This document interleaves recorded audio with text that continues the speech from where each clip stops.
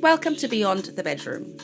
I am your host, Natalie, and I'm so thrilled to be bringing you this episode of my little podcast. Now, before we start, and as always, remember that this is not an alternative for professional therapy.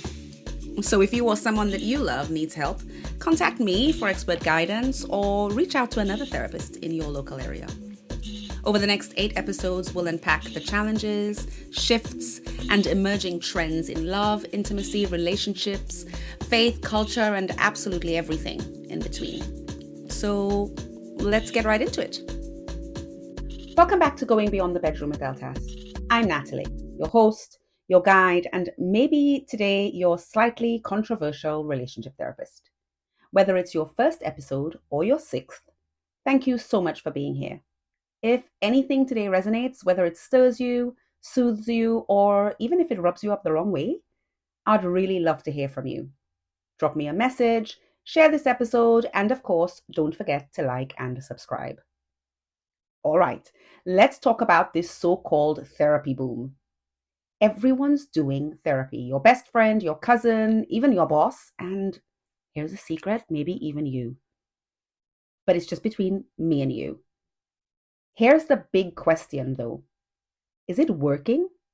Or are we just trauma dumping in prettier rooms with mood lighting and someone nodding politely? Today we're talking about the therapy boom. Can therapy save your relationship? This is episode 6 of season 1. Why is therapy and relationship therapy on the rise? Once upon a time, being in therapy was a secret.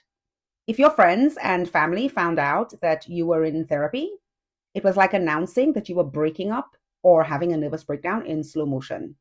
Oh no, look. You know the one where the eyes sort of go sideways and the silence becomes uncomfortable and the questioning furrowing of the brow just speaks too loudly? But now it's becoming a trend, a wellness flex. A way to kind of gain clout. And while I'm here for the shift, not the clout bit, it is worth asking, is it performative or purposeful? Let's start with what's changed and let's look at the data because you know by now that I like to keep it real. 75% of UK adults now say mental health care should be treated like physical health care, according to a Mind UK survey in 2023. 67% of couples cite financial strain as their top stressor, according to Relate UK. And 46% of people say that dating app experiences have damaged their ability to trust again, according to YouGov. And the influence of Hollywood in shows like Couples Therapy, The Me You Can't See, Love, Sex and Goop, and others, as well as celebrity voices, Q, Michelle Obama, Prince Harry, Adele, this has normalized therapy in mainstream culture. Life is just heavier. The cost of living, long working hours, the social media comparison trap, ghosting, mismatched expectations. I could go on, but for many people, therapy isn't a last resort anymore. It's a lifeline. In my own practice, I've seen a noticeable increase in couples, for example, coming in earlier, not because they're in crisis, but because they really want to build better foundations. And you know what? That's powerful. Studies from the Gottman Institute show that early intervention in therapy increases long-term success rates by 50%. That's huge. But does therapy actually work? Let's get practical. The data says yes, let's think about the 50%, but only if you actually engage. In couples therapy, 75% of couples report improvement from therapy when both partners are actively involved, according to research in 2022, suggesting that long-term success of therapy and relationship transformation depends heavily on commitment and willingness to change. But guys, therapy isn't magic. It's not just about talking, it's about doing. Let me share a quick story. And just to note, all examples I share from my practice have been anonymized and shared with full client consent. In my early months of practice, I had a client who wasn't seeing any change in their physiological presentation. When I asked if they had been practicing what we discussed, they admitted that they hadn't even tried. I reminded my client of the need for their intentional effort and committed practice, and we had a discussion about what was going on and why practice was difficult. I left the client with these thoughts, and 2 weeks later, with intention and consistent effort, the client reported that things had begun to shift, and they had started to experience the first fruits of their intentional work. It was a powerful reminder to me and to my clients of the essence of therapeutic work. True progress begins not with me at all, but when the client chooses to fully engage in the whole process. My role may guide the journey, but the transformation starts the moment my clients decide to truly show up. So here are 4 keys to making therapy work. Number 1, commitment and willingness to change. Therapy works best when people who attend, both partners, if it's couples therapy, are honest, engaged, committed, intentional, and willing to evolve, no matter what the cost. Number 2, the right fit. Compatibility with your therapist is absolutely essential. There's no one-size-fits-all approach to therapy, which means that the relationship between therapist and client and how their values, methods, and energy align can make all the difference.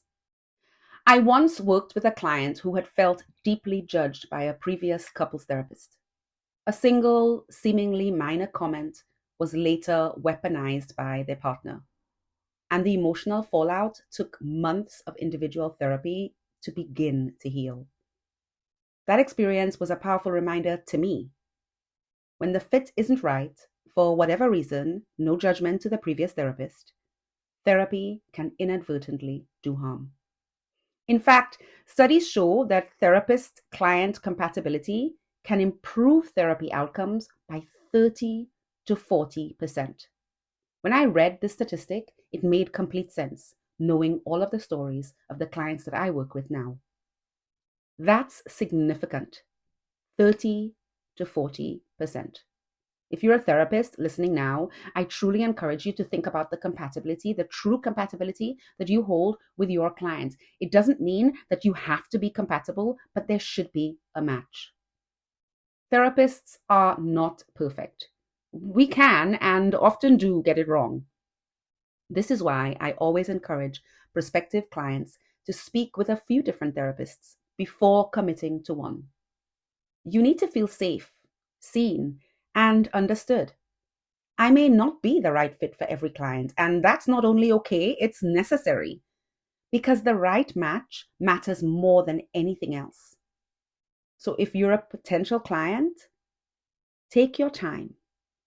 Read a therapist's profile, ask about their qualifications, their training, their specialisms, and their level of accreditation.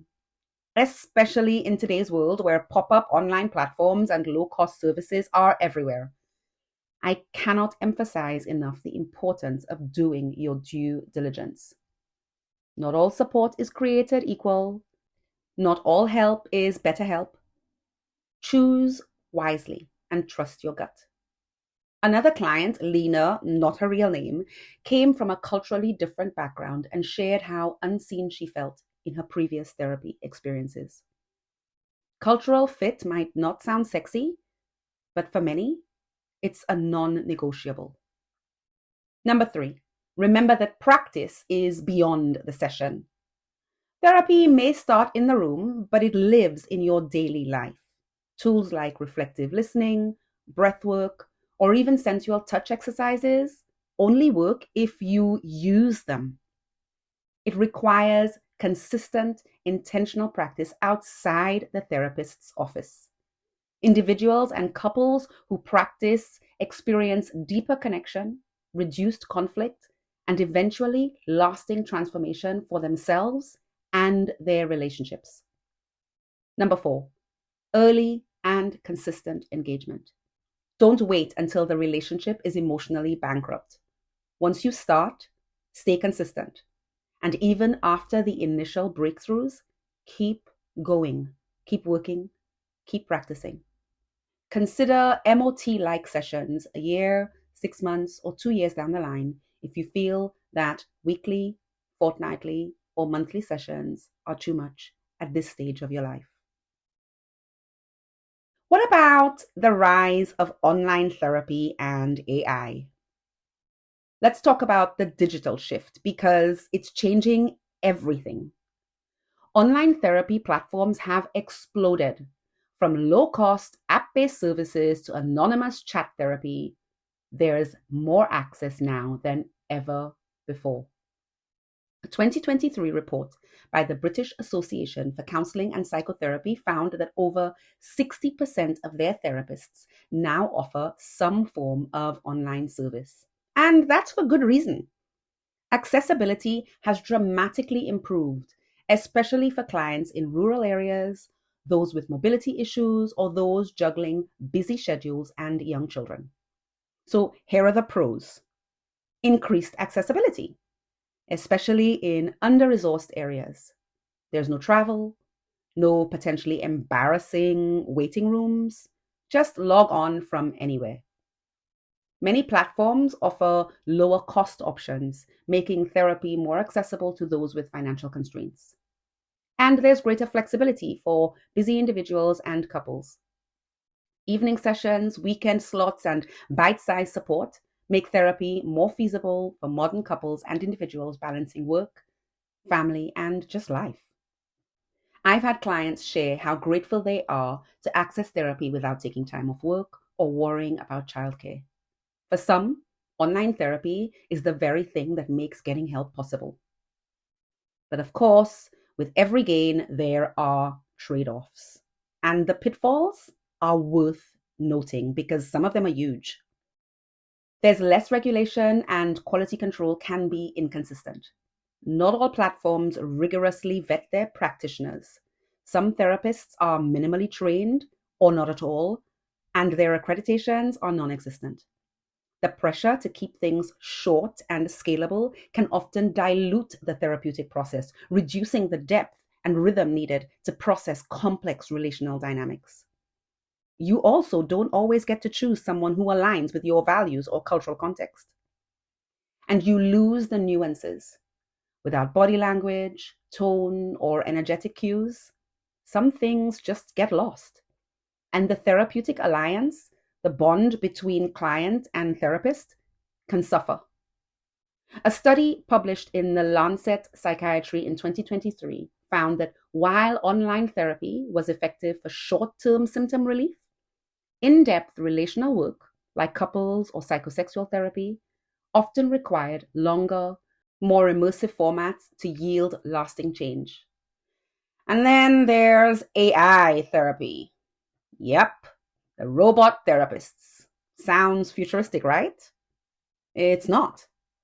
AI chatbots are now being programmed to offer emotional support and even guide users through CBT techniques.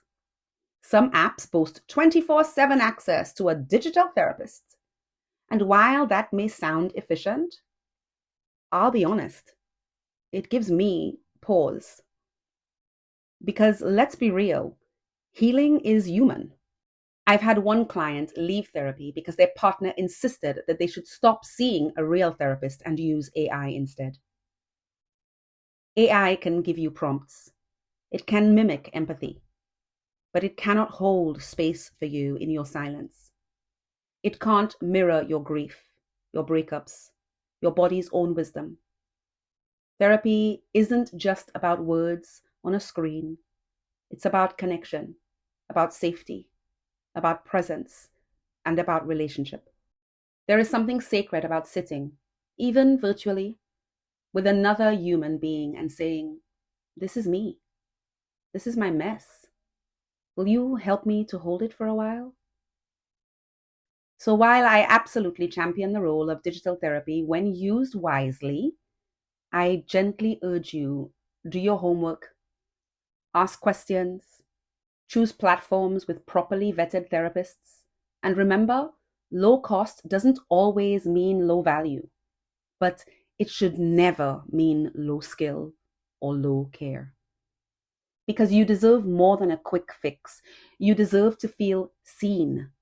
And no app, not even the cleverest chatbot, can offer that the way a skilled, attuned therapist can.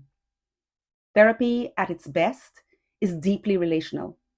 It's two humans sitting in a space that's sacred, navigating mess and meaning together. And I don't think that we should or can replace that. But what happens when therapy fails? Here's the truth. Therapy doesn't always work, and sometimes that's okay. I know as a therapist that might be controversial, and I'm okay with that. Are you? Some couples, for example, come in hoping I'll fix their partner. Why can't you just make him stop doing this? Why can't you just show her how wrong she is here? Others want a referee, not a facilitator. And occasionally, therapy keeps an already, I wish you could see my air quotes now, dead relationship on life support. Did I just say that? I know that feels harsh, and I really do wish that you could see my face and my air quotes right now when I say dead. But by now, hopefully you can tell that I try to be very real, and later on, I'll share the data that supports this thinking. Here are some warning signs of therapy going wrong. Repetition without progress. Same fight, different week. No accountability. No one's actually changing outside the session. Therapist mismatch. When you feel judged, silenced, or unseen. And what happens if you don't pivot? There's increased relationship dissatisfaction and higher breakup rates. There's emotional exhaustion and therapy burnout. There's increased individual mental health struggles. So here's what the data shows. 38% of couples who enter therapy separate within 4 years if core issues are not resolved, according to the Gottman Institute in 2023. 25% drop out of therapy within 6 sessions due to emotional fatigue. And 56% of individuals in unhappy relationships report worsening mental health.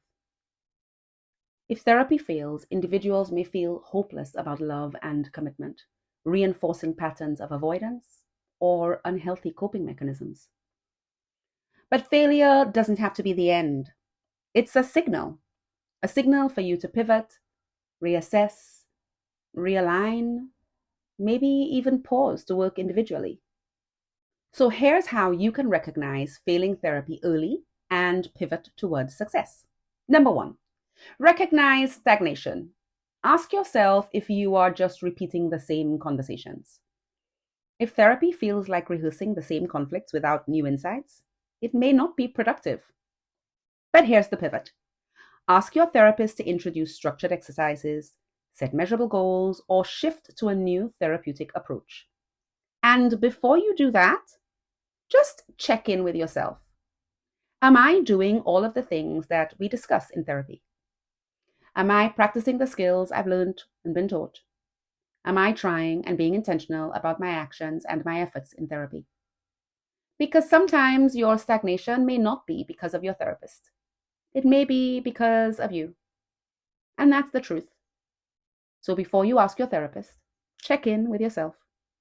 Take a deep breath, close your eyes, and ask, am I present? Am I intentional? Am I being purposeful? This leads nicely into number 2, lack of individual or mutual accountability. If you notice that if you're doing individuals therapy or if you're doing couples therapy, you and your partner resist making changes outside of therapy, then progress is probably, most definitely, unlikely. So here's the pivot. Reaffirm your commitment to the process by identifying specific actions that you and your partner will take and do intentionally between sessions. Number 3, Therapist mismatch or ineffective approach. Okay, I want to be clear. I don't mean ineffective in the traditional sense. I just mean that it might not be the right approach for you. Here's how. If sessions feel ineffective, it may be due to a poor fit with the therapist or an approach that doesn't align with your relationship needs. For example, if you're coming in thinking about or needing help with a psychosexual issue, but you're seeing a CBT therapist, they might be great for helping you work on behaviors and thought patterns, but not necessarily to manage or deal with your psychosexual presentation. So here's the pivot. Consider switching to a therapist with experience in specific relationship challenges, such as infidelity recovery, attachment based therapy, psychosexual and relationship therapy, or a faith based approach. Sometimes it's not what we do, but how we do it. And I'm cringing, sounding like my mother, but in this case, it really is true. So, what can and does therapy address? Most people come into therapy thinking their issue is completely unique. And while every person and relationship is beautifully complex, I'll be honest, many of the struggles I see are far more common than we realize. And that's actually reassuring because it means you're not broken, you're just human, and there is help. Let's break down some of the most common reasons why couples and individuals seek out relationship therapy. Number one, communication breakdown. According to a 2023 Relate survey, communication stress remains the number one reason couples seek therapy. Whether it's constant arguments, stonewalling, or simply talking past one another, poor communication erodes connection over time. And for those clients who come in telling me that they just don't have any communication, I remind them that we're all communicating every day, whether it's in the silence or in the shouting or in that dance that we do. You know the one. I say this, you say that, we don't talk for 5 minutes, or I send a passive aggressive text. You get the point. We're communicating all the time. How we communicate is what makes a difference. So therapy helps by introducing practical tools like mirroring, soft startups, and non-defensive expression, all designed to interrupt the blame cycle and build understanding. It's not just about learning to talk better or fight better. It's about learning to listen deeper and fight well. Here's another one. Life transitions and emotional upheaval. Big life changes like having a baby, preparing for marriage, losing a job, infertility, illness, bereavement, think episode 5, can create emotional turbulence in relationships and in individual lives. And sometimes it's not the event itself, but how each person processes it that can cause tension. Therapy provides a space to grieve, to adapt, and stay connected even through the chaos. Another one might be intimacy and emotional disconnect. I see this a lot. Couples who love each other, but they feel like strangers. The spark has faded, or there's resentment, avoidance, or sexual mismatch that no one knows how to name, let alone fix. A University of Cambridge study in 2023 reported that 62% of long-term relationships experience a significant drop in sexual desire. That's not failure. It's an invitation for reconnection, and I love working with clients on reconnecting. As a psychosexual and relationship therapist, I often work with clients to uncover emotional blocks, explore desire dynamics, and gently rebuild intimacy, whether that's emotional, sensual, or sexual. And yes, this includes support with painful sex conditions, erectile dysfunction, and other sex-related concerns, as well as emotional and physiological ones. It's all welcome in my room. Trust issues and infidelity recovery. According to BACP in 2022, 53% of UK couples cite individual or trust issues as a primary reason for seeking therapy. Rebuilding after betrayal is possible, but it takes time, structure, and honest work. It's hard work, if I'm honest. In my practice, I use a bespoke model. my repair and recovery model, IRR, to help couples navigate this complex path from rupture to restoration. Whether you're the hurt party or the one who broke trust, the work is deep, but healing is possible. Identity, faith, and relationship models. Another area of my work involves helping individuals and couples explore parts of their identity they've struggled to integrate, whether that's around sexuality, gender, faith, conflict, kink, curiosity, or non-traditional relationship styles. These conversations are sacred. They require nuance, safety, and often deep unlearning. Therapy gives space for all of that. Of course, this list isn't exhaustive. Other common areas include navigating attachment wounds, preparing for marriage, adjusting to long-distance dynamics, setting healthy boundaries, or simply reconnecting after years of emotional drift. So if anything in this segment resonates with you or even makes you a little uncomfortable, that might be the exact place to start. If you're curious about working with me or just want to explore your options, feel free to reach out for a free discovery call. Therapy might not be for everyone, but clarity is. And don't forget, do your due diligence and reach out to a therapist in your area. Is therapy right for you? You don't need to be in crisis to benefit from therapy. In fact, the most dangerous relationship dynamics aren't full of yelling. They're full of silence, disconnection, and drift. So ask yourself, are our conversations productive or performative? Do I feel emotionally safe, either in myself or with my partner? When did I last feel truly connected to myself or my loved ones? If the answers to these questions worry you, therapy might be the next best step. And no, it doesn't have to be couples therapy right away. Individual work, workshops, and self-guided tools can all help you reconnect with yourself and your partner. So here are my final thoughts. Is therapy a lifeline or a last resort? Therapy isn't a one-size-fits-all fix. It's not magic. It's not a wand. It's not a blue pill or a red pill. But when done well, it is deeply healing and transformative. And those who thrive, they use therapy as a mirror, not a magnifying glass on themselves or their partner. They take the tools, apply them, and revisit them often. It's now your turn to go beyond the bedroom. If you're in a relationship, ask each other, what's one area we could strengthen together? And if you're solo, ask yourself, what beliefs about love am I ready to rethink? And that's it for episode 6. If this resonated with you, please like, subscribe, comment on my socials. My handle is @LTASTherapy, and share it with a friend, because the best conversations are the ones we actually have.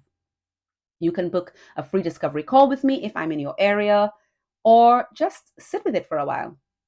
Sometimes that's enough.